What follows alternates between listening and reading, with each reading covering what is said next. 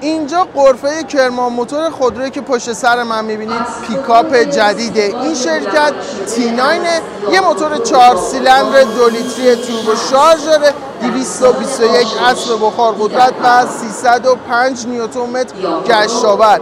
این ماشین مجهز به گیربکس 8 سرعته اتوماتیکه، یه پیکاپ خیلی خوشگل و پرقدرت.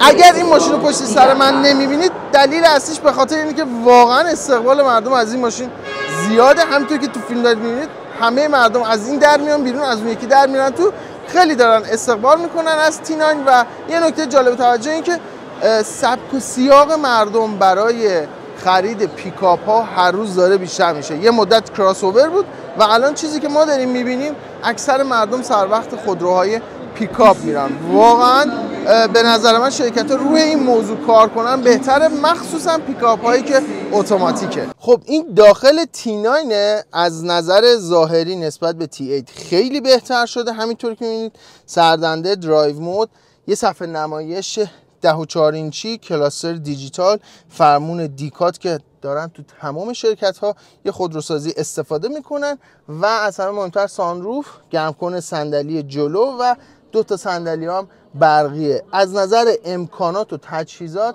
T9 خیلی بالاتر از T8 و واقعا متریالی که استفاده کردن اینطور که میبینید انصافا نسبت به پیکاپ های دیگه خیلی خوبه. این ریموت پیکاپ T9 نسبت به بقیه پیکاپ داره واقعا متفاوت تر میشه. حتی طراحی ریموت در خصوص قیمت این ماشین باید بهتون بگم که هنوز قیمت T9 مشخص نشده، اما زمان عرضه این خودرو 3 ماهه اول سال 1403 اعلام شده توسط کرمان موتور.